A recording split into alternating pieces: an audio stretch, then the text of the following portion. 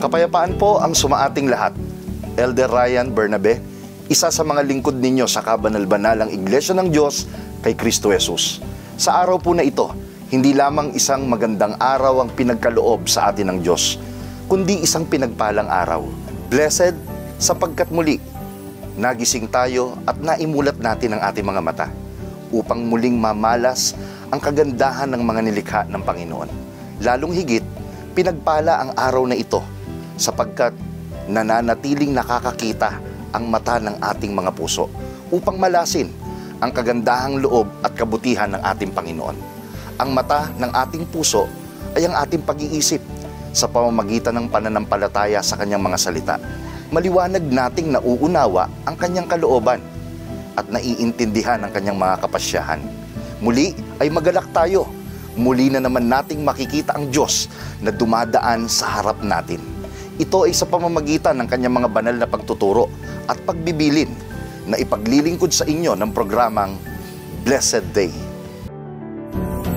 Simula ng umaga at damhin ng pagpapala, araw ay gawing payapa na Espiritong Banal ang kasama. Ay matibay na pag-asa, tayo ay mga pinagpala na tanging sambit ng puso. Ama, salamat po. A blessed day to all. Isang pinagpalang araw sa inyong lahat. Sa atin na mga mananampalataya sa salita ng Diyos. Napakahalaga na sa bawat araw na dumadaan sa ating buhay ay may guide tayo na nagiging batayan ng ating meditation o reflection. Kaya sa bahaging ito ng Blessed Day, aming buong lugod na ipaglilingkod sa inyo ang daily reflection na hango sa mga aklat na isinulat ng kapatid na Hiel na siyang pangunahing lingkod sa kabanal-banalang Iglesia. At ang daily reflection natin para sa araw na ito ay hango sa daily reflection na Love Notes.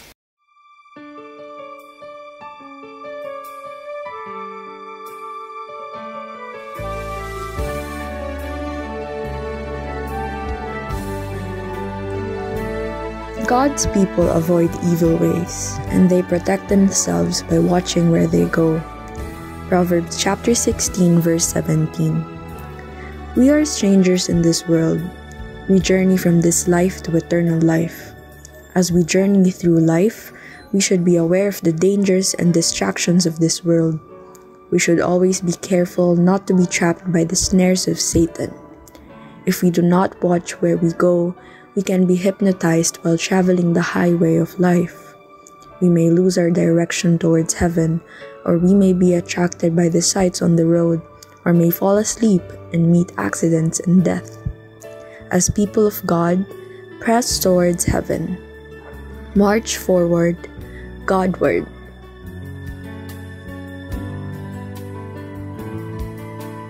Ang lansangan ng matuwid ay humihiwalay sa kasamaan. Siyang nag-iingat ng kanyang lakad ay nag-iingat sa kanyang buhay. Kawikaan 16:17. Tayo ay mga manlalakbay lamang sa mundong ito. Naglalakbay tayo sa buhay na ito patungo sa buhay na walang hanggan. Habang tayo ay nasa paglalakbay, kailangang maging mapagbantay tayo sa mga panganib at kahadlangan na nasa sanlibutan. Kailangan laging mag-ingat na hindi tayo masilo sa mga pandaraya ni Satanas. Kung hindi tayo magiging maingat, maaaring maakit tayo ng kaway ng sanlibutan at malihis ang ating landas papalayo sa langit na ating patunguhan. Tiyakin din natin na lagi tayong gising sa katotohanan. Kung tayo'y makatulog, maaari tayong maaksidente. Ang ating kaluluwa ay mamatay. Bilang tao ng Diyos, magpatuloy tayo patungong langit. Diretso ang tingin. Humakbang tayo pasulong. Godward. Hakbang, sige anak, hakbang pa. Ang sabi sa akin ng Ama, bakit nga ba titigil pa isang hakbang ng alang pala.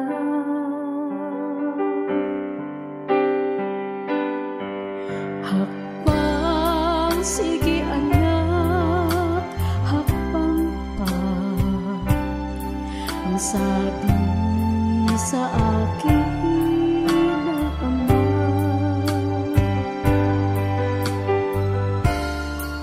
bakit nga ba ako titigil pa isang hakbang ng alang pala.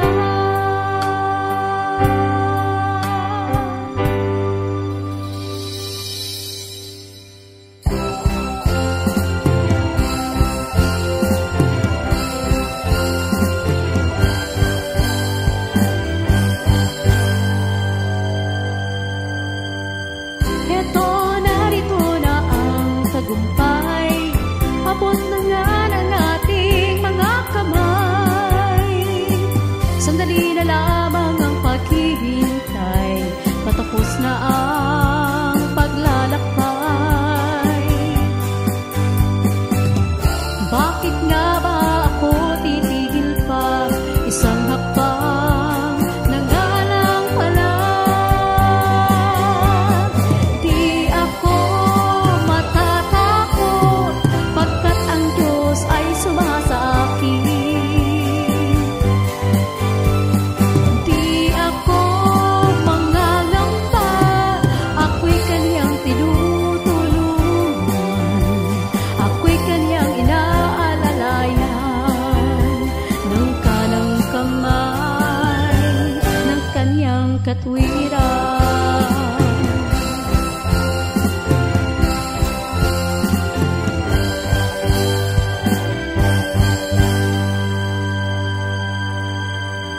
Heto, narito na ang tagumpay, abot na nga ng ating mga kamay. Sandali na lamang ang paghihintay, patapos na ang paglalakbay. Bakit nga ba ako titigil pa isang hakbang ng alang pala? Di ako matatakot pagkat ang Diyos ay sumasa akin. Di ako mangangamba, ako'y Kanyang tinutulungan, ako'y Kanyang inaalalayan ng kanang kamay ng Kanyang katwiran.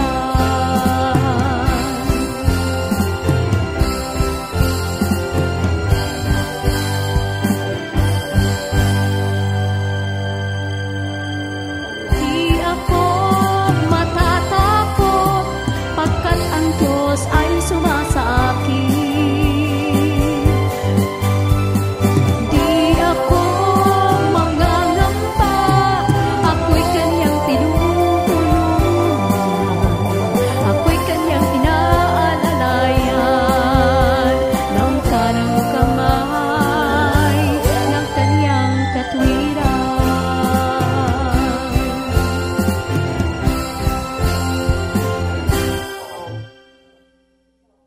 A blessed day to all. Kayo po ay kasalukuyang nanonood ng programang ipinaglilingkod ng kabanal-banalang Iglesia ng Diyos kay Kristo Jesus.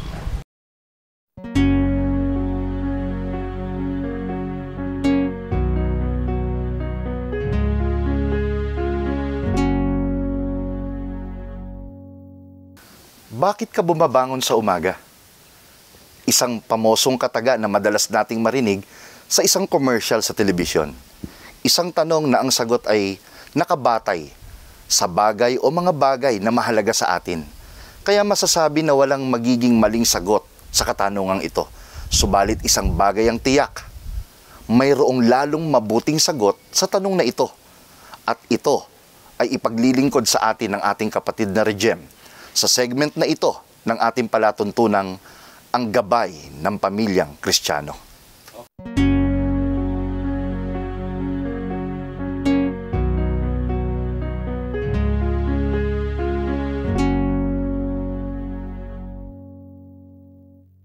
Shalom po mga minamahal na kapatid at maging sa inyo na aming mga taga-subaybay, mga kaibigan.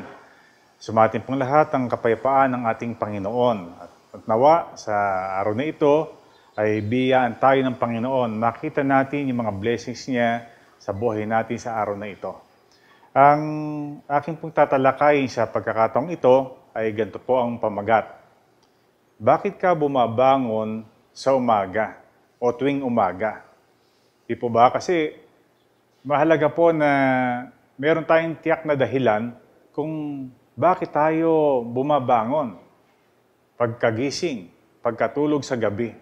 Yung iba po, pag tinanong mo, ba't ka ba bumabangon? Kasi kinakailangan ko magtrabaho. Ako kasi ang padre de pamilya, I have to provide para sa aking pamilya. So, yun po. Kaya kahit mabigat ang pakiramdam niya, kahit siya pagod o puyat, babangon pa rin siya para siya makapagtrabaho. Iba naman, para asikasuhin ang kanilang mga negosyo. Kasi hindi pwedeng mapabayaan Kinakailangang bantayan ko, pangasiwaan ko, pangunahan ko. At yung iba naman po, may mga projects. Halimbawa, may proyekto ang kanilang pamilya, may proyekto ang kanilang negosyo, at may proyekto sa kanilang pinagtatrabahuhan. Dahil excited siya doon sa project, talagang parang tuwing umaga, gusto na niyang bumangon. At pumunta doon sa kanyang project at tingnan at pangasiwaan. Yung iba naman, lalo na yung mga estudyante, lalo yung masisipag mag-aral, di ba?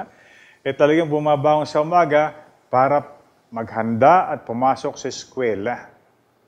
Yun po yung masisipag mag-aral. Yung mga iba kasi, ayaw mag-aral, tamad na tamad bumangon, pero na-oblige at napipilitan kasi hindi pwedeng hindi mag-aral Dapat pumasok sa eskwela, makatapos, at merong matutunan. Yung iba naman, bakit bumabangon sa umaga? Para magawa yung kanyang hobby. Yung gusto niyang sport, yung gusto niyang hobby, halimbawa fishing, o kaya pagte-tennis, o kaya pagbabasketball, at iba pang hobby na masaya siya pagka kanyang ginagawa iyon, kaya nagiging inspirasyon niya na gumising ng maaga, na gumising at bumangon para gawin yung kanyang gustong gawin. Yung iba naman po, ba't ba gumigising ng maaga? Bakit bumabangon sa umaga? Para makita ang kanilang mga mahal sa buhay. Di po ba? Para ma-enjoy yung asawa niya, yung kanilang mga anak, at maging ang kanilang mga apo. May mga kabataan naman, para makita yung crush niya, yung kanyang gusto, yung kanilang nililiyag. Pero namang ibang mga ina ng tahanan, kaya bumabangon para sundan yung mga teleserye na kanyang tinututukan tuwing tanghali, tuwing gabi o hapon.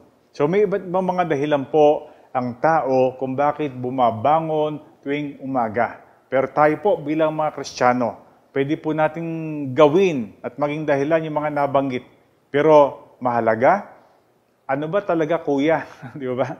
Ano ba talaga ang dapat nating maging pangunahin na maging dahilan o purpose o misyon kapag ka po tayo bumabangon tuwing umaga? Alam niyo po, every morning, every new day is a fresh start. Panibagong simula, panibagong biyaya, panibagong pagkakataon galing sa ating Panginoon. Yan po yung nagdudulot ng fresh energy.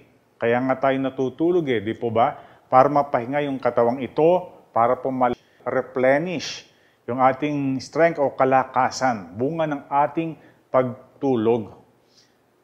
Ang bagong araw, bagong umaga ay new opportunities din. Mga panibagong pagkakataon para gumawa ng gusto nating gawin, para paunlarin ang ating buhay, para mag-improve tayo bilang mga tao. So, anong mahalaga sa tuwing tayo bumabangon tuwing umaga? Ang nakasulat po sa Lamentations o mga panaghoy ni Propeta Jeremias ay ito. Sa kanyang chapter 3, verses 22 to 23, sa Ingles, "The steadfast of the Lord never ceases.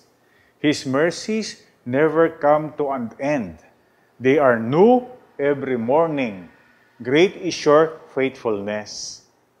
Alam niyo po, napakabuting panghawakan ang mga talatang ito na sinulat ni Jeremias. Anong sabi rito? Yung pong matibay, yung matatag na pag-ibig ng Diyos, hindi po natatapos yan. Yung kanyang kaawaan, hindi po natatapos, will never come to an end. Bago sila, araw-araw, yung pag-ibig ng Diyos, yung kaawaan niya, yung pagpatnubay niya, yung kanyang faithfulness, brand new every day. So the moment we wake up sa umaga, yun po ang mahalagang nadarama natin. Nasa mindset natin, nasa ating kalooban. Sabi nga, we should get our mind right. O may pag-asa, may tulong galing sa Diyos, merong opportunity, merong solution. Di po ba? Saan mang sitwasyon ng ating buhay. So we should get our mind right. Na yung steadfast love of God ay laging nandyan. Matatag, hindi mawawala. Yung kanyang mercy, yung kanyang kaawaan, pangunawa, ay laging naroon. At ito po ay bago, araw-araw. So, pagising pa lang natin, we should be thankful. Magpasalamat tayo sa pag-iingat ng Panginoon. Magpasalamat tayo sa Diyos sa panibagong araw, mga panibagong pagkakataon. Be positive. Hindi po sa mga sakit o sa anumang virus. Be positive po sa ating pananaw, sa ating pag-iisip, sa ating kalooban. Magkaroon tayo ng kagalakan, katuwaan, kasi utos po ng Diyos yun eh. Rejoice always. Lagi tayong maging masaya sa ating buhay araw-araw. And we should start our day right. Simulan po natin ang ating araw ng tama at ayon sa kalooban ng Diyos. So, ang unang-unang dapat po natin gawin bilang mga Kristiyano, manalangin. A little prayer of thankfulness. Dahil iningatan tayo ng Diyos sa ating pagtulog at ginising na muli. Patuloy na binibiyayaan ng lakas, ng buhay, ng kalusugan. Patuloy na binibigyan ng panibagong mga pagkakataon. So pagka po ganyan ang ating nasa sa isip, ang ating ipinapanalangin, makasisigurado tayo ang darating na mga oras sa araw na ito, magiging mabiyaya. Meron pong isang rabbi o isang preacher na tinanong yung kanyang mga estudyante. Sabi ng pastor na ito, kailan mo masasabi na tapos na yung gabi at maliwanag na that a new day has arrived? Kailan mo masasabi? Isang estudyante po ang nagtaas ng kanyang kamay at ito ang kanyang sinabi. Masasabi ko po na a new day has arrived, maliwanag na, kapag ako'y naglalakad sa kalye at alam ko yung mga direksyon na dapat kong puntahan. Hindi ako maliligaw kasi mababasa ko na yung mga nakalagay sa streets, so alam ko na, kabisado ko na yung mga dapat kong likuan, dapat kong puntahan. Okay.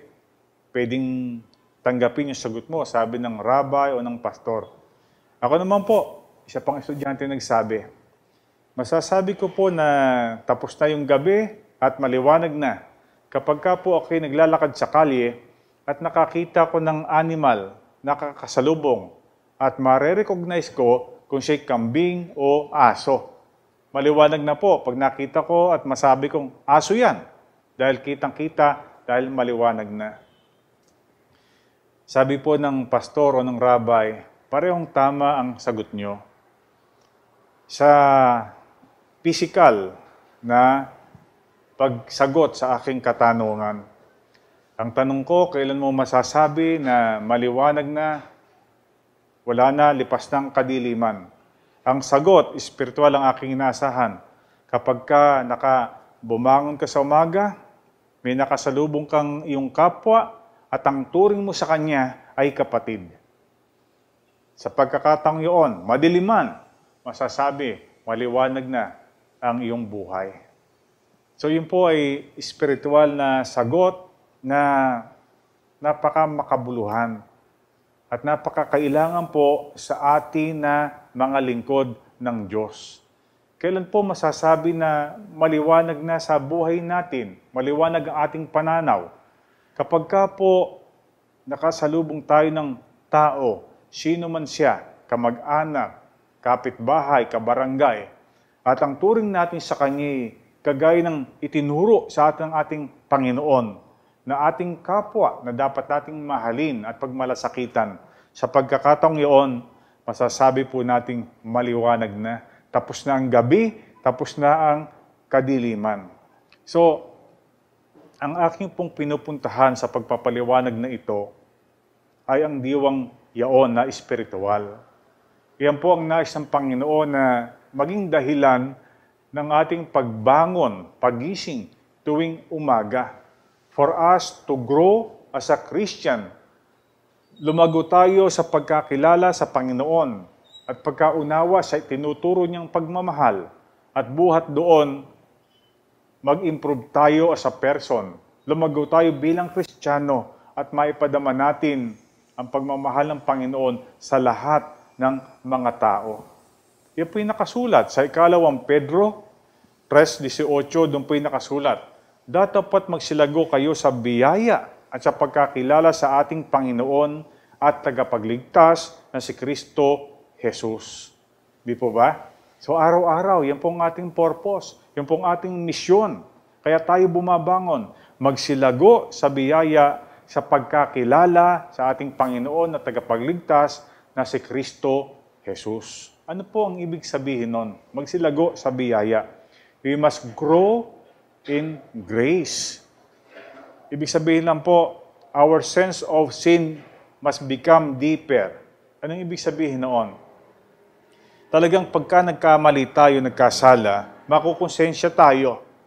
Talagang pinakaiiwasan na natin na magkasala. Hanggat maaari, huwag na tayo magkamali, huwag na tayo magkasala. Yan po ay isang pag-grow spiritually bilang mga anak ng Panginoon. Ano pa? Our faith should be stronger. As days go by, dapat lumalakas, tumatatag ang ating pagkakilala, pananampalataya sa Panginoon. Sa anumang pong sitwasyon ng ating buhay. Maging nasa man po tayong mga lugar, mga bansa, ang pananampalataya natin dapat tumatatag, tumitibay. Ano pa? Ang pag-grow in grace, yung hope po natin, yung pag-asa natin, lalong nagiging brighter. Ano ba yung pag-asa natin?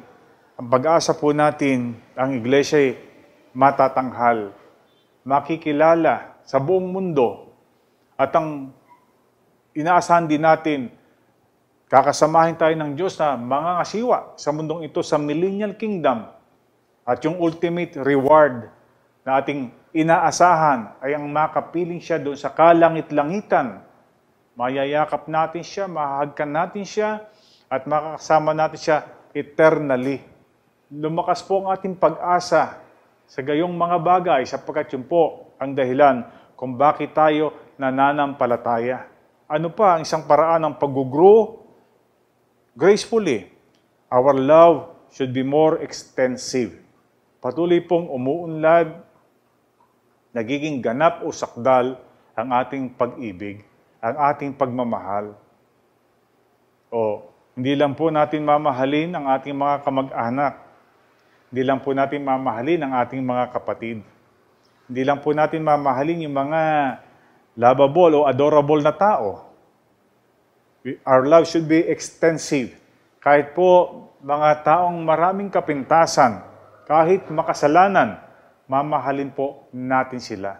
At anong uring pagmamahal na kinakailangan pong nadidevelop sa atin araw-araw, kada pagbangon natin tuwing umaga, yung agape kind of love na itinuro po sa ating mga magkakapatid. Kung paano tayo inibig ng Diyos, maging gayon din po natin ibigin ang ating kapwa, lalo na po ang ating mga kapatid.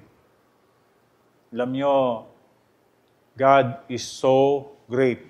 Napakadakila niya. He is so powerful. He is so amazing. But the most amazing thing about our great God ay ang kanya pong pagmamahal. Samantalang tayo makasalanan, inibig niya tayo. Di po ba? Pinatawad tayo at binigyan ng kaluwalhatian. Pinapaging banal. At yung pong pagmamahal na yaon, ang mahalagang unti-unti nag-grow sa atin as a person bilang mga Kristiyano. Yan pong mahalagang dahilan kung bakit tayo bumabangon tuwing umaga. Napaka buti po ng gayong layunin. Alam nyo, sa 2 Korinto 4:16, ito naman po ang nakasulat.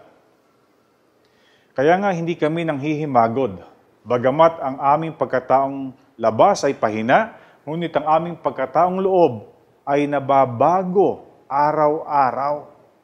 So yun po, huwag tayong manghihimagod. Gaano man po tayo katagal na sa iglesia, ano man po ang ating edad, hindi po dahilan yun para tumigil tayo to improve. Tumigil tayo to grow. Kasi sabi nga, he who ceases to be better, ceases to be good. Ang tao po na tumigil upang mag-improve, ay tumigil siya para maging mabuting tao. Huwag nawang mangyari po yaon sa atin. Tayo kinakailangan nababago araw-araw sa ikabubuti. Kasi may mga tao po nababago negatively, in a negative way. Dati mabait, nagiging unkind. Dati masipag, nagiging tamad. Dati nagsisikap sa ministry, tumitigil. Dati palasamba, hindi na. Dati mapagbigay, ngayon madamot na. Hindi po yaon ang changes o growth na gustong makita ng Diyos sa atin araw-araw. Tuwing tayo bumabangon, ang gusto pong makita ng Panginoon, lalo natin siyang nakikilala, lalo nating naunawa ng kanyang mga kalooban at ating isinasakabuhayan. Isa pong old man, nasa 90s na siya. Mahilig po siya magbasa ng Bible at ng mga libro. Minsan ay dinalaw siya ng kanyang kaibigan na nabutang siya nagbabasa. Sabi ng kaibigan niya, hindi ka pa rin ba tumitigil ng pagbabasa ng Bible at mga libro? Ang sagot ng old man na ito, I may be old, but I am growing. Tayo po, maaaring tumatanda, hindi po natin maiiwasan yan. Pero ang mahalagang nangyayari sa kabila ng ating pagtanda, pagkulubot ng kutis, pagputi ng ating mga buhok, pagkakaroon ng mga pelegis, paghina ng katawan, ay ang paglakas ng ating pagkataong loob. Yan po yung nakasulat sa kababasang talata, 2 Korinto 4:16. Kaya nga, hindi kami nanghihimagod. Bagamat ang aming pagkataong labas ay pahina, ngunit ang aming pagkataong loob ay nababago araw-araw. So napakabuting dahilan mga kapatid kung bakit dapat tayong bumangon sa umaga. To improve, to somehow repay the goodness of our Lord, to somehow be karapat-dapat sa mga blessings niya, pagliligtas niya, di po ba? Yan po ay ang disenyo sa atin ng Panginoong Diyos. Kaya tayo tinawag sa iglesia, kaya tayo binigyan ng panibagong pagkakataon is to be more like Him, to be more Christ-like. At yun po, pinaka-adorable, most pleasing personality na dapat po nating maabot. Ang isang paraan para po mangyari yaon sa atin, we should seize the day. Diwa po ito sa isang movie, matagal ng movie ni Robin Williams at ni Matt Damon. Seize the day, carpe diem. Latin word, ng ibig sabihin talagang we should make the most of the present moment. We should seize the day, seize the opportunity. Huwag pababayaan. Every day po is an opportunity for us to grow. We should seize that opportunity. Every day, lagi pong may mga pagkakataon to become a better person, to do good things, to be kind to many people. We should seize the day. i-grab po natin yung pagkakataon para mag-improve tayo bilang Kristiyano, makaunawa tayo ng kanyang mga kalooban. Halimbawa, pagsamba, makinig po tayong mabuti. Yung po sa mga pagtuturo, sa mga pagpapahayag. Manalangin tayo, umaway tayo ng tao sa puso. At the end of pagsamba, marami po tayong matututunan. At kung ating pong i-apply yun sa ating buhay, magiging matured lalo tayo bilang Kristiyano. Makapag-decide tayo ng tama. We will make wise decisions. At mapaparangalan po natin ang ating Creator. Hindi ba't yun ang dahilan kung bakit tayo patuloy na binibigyan ng buhay at kalakasan? Pag sinabing seize the day, pwede rin pong sabihin na we should spend more time sa ating pamilya. Kasi utos ng Diyos kandilihin ang ating pamilya. Di po ba? At magkasama-sama tayo na makilala siya, mapaglingkuran siya at mahalin. Kaya we should spend time with our family, enjoy yung kanilang companionship, enjoy yung blessings na yan na bigay sa atin. Maging sa ating mga kaibigan, maging sa ating mga kapatid sa iglesia. We should do our best to bless others. Ipanalangin natin sila. Hangarin po natin ang kanilang kabubuti. Kung meron tayong maitutulong, emotionally, financially, ipagkaloob po natin. We should bless those people around us. We must seize the opportunity, seize the day. Ano pa? We can learn and do new things. Po ba? Pwede kang matutong tumugtog ng instrument. Pwede kang matutong lumaro ng isang sport. Mabuti po yun. Walang masama. Pwede kang matuto ng bagong abilidad. Magluto, di po ba? Magganchilyo at iba pa. Pwede kang matuto na manalangin mabuti. Pwede rin po yan, di po ba? Pwede kang matuto na mapag-aralan mo yung mga araling pangangaral para matutong mangaral. Yan po ay mga pagkakataon, mga bagay na pwede po nating i-grab, pwede po nating gawin para magkaroon tayo ng dahilan kung bakit tayo gumigising tuwing umaga. Yung pong pagsiseize ng day, yung making the most of the present moment, it encourages us to focus on the present and appreciate the value of every moment in life and avoid postponing things na unnecessarily because every life eventually comes to an end. Tandaan po natin lahat ng bagay po, ang lahat ng buhay, mawawala, titigil. So dapat samantalahin po natin ang pagkakataon. Yun ang pinakasulat din sa Bible. Samantalahin natin ang pagkakataon na gumawa ng mabuti habang meron pa tayong kalakasan, habang may buhay pa tayo at malusog. So we must make a difference sa buhay ng ating kapwa, maging sa ating lipunan. Kinakailangan maging outstanding po, hindi yung ating kayamanan, hindi yung katalino ang panlupa, kundi ang ating kababaan ng loob, ang ating mga gawang kabutihan na dapat matanghal sa maraming mga tao. Pari din pong mag-grow tayo sa ating ministry. Pagbutihin mo ang pagiging kabataan sa iglesia, ating improve pa ang pagiging mang-aawit. Kung tayo ministro, lalo pa tayo maging mabuting mga pastor.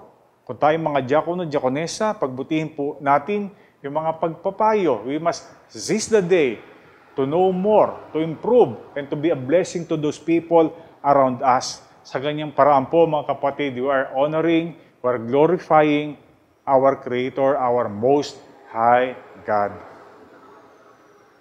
So, mga kapatid, mga kaibigan, ito po pinakamabuting dahilan kung bakit tayo bumabangon tuwing umaga. Ang mag-glorify, ma-honor natin ang ating Panginoon by becoming a better person, by becoming better Christians, na magiging blessing sa mga nakapaligid that will make a difference sa buhay ng maraming mga tao. Kung tayo po yung magkakaisang gawin ito, tunay po, matatanghal ang kabanal-banalang iglesia at masasabi ng mga tao, sumasa atin ang dakilang Diyos. Nawa po, ipagpala sa atin ang mga bagay na ito, magawa nating lahat magmula ngayon at magpakilanman. Tayo po ay sumapit na sa dulong bahagi ng ating programa. At bago po ang pansamantalang pagtatapos ng programang ito, tayo po ay mag-uukol ng isang panalangin upang ating hingin ang patuloy na pagpatnubay at pagpapala ng Diyos. Sa mga kasunod pang oras ng araw na ating lalakaran, inaanyayahan ko po kayo. Pumikit po tayo at sama-sama nating ipaabot sa ating dakilang Diyos ang ating panalangin. Aba, Panginoon po naming Diyos, narito po kami na iyong mga kasangkapan, nagpapasalamat sa iyo sa pagkakataong ibinigay mo upang maipahayag ang iyong damdamin sa lahat ng taga-subaybay ng programang ito. Gayon din, ang amin pong mga kapatid at kaibigan ng aming mga kapatid ay hinihiling namin sa iyo na sana tunay na napagpala ang kanilang mga kalooban ng iyong mga pagtuturo. At pinakahahangad po namin, Ama, na lagi mong ipagpala sa amin ang kababaan ng kalooban. Magtaglay kami palagi ng isa lamang layunin. Gawin namin ito sa pagtatanghal ng iyong kalwalhatian. Ipinagtatagubilin namin ang mga darating pang araw ng paglilingkod na ginagawa po sa ganitong paraan, lalong mapagbuti, lalo naming maisagawa sa ngalan ng pag-ibig upang mas marami pa ang makinabang sa mga pagtuturong nagmumula sa iyong banal na kasulatan. Idinadalangin namin ng lahat at ipinagpapasalamat sa pangalan mong Kristo Jesus na aming tagapagligtas.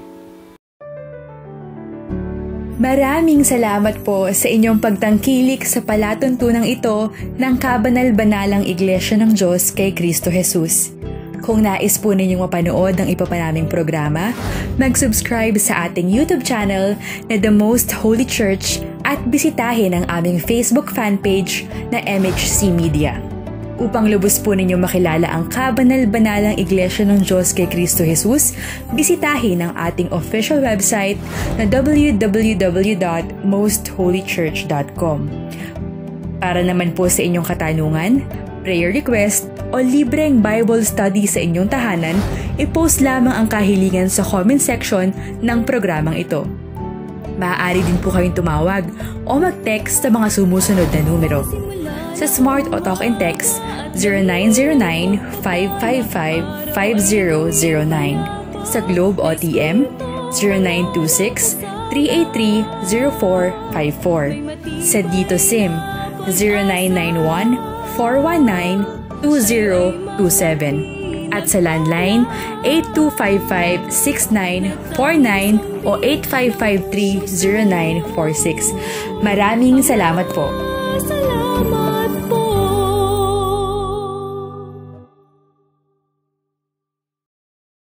Sana ay patuloy niyo po kaming samahan sa mga kasunod na pagtatanghal ng programang Blessed Day. At sama-sama nating muling tanggapin ang araw na ipinagpala ng kataas-taasang Diyos. Muli po, ito po ang kapatid na Ryan Bernabe para sa programang Blessed Day. Hanggang sa muli po nating pagkikita. Isang pinagpalang araw po sa ating lahat. Let us all have a blessed day. May matibay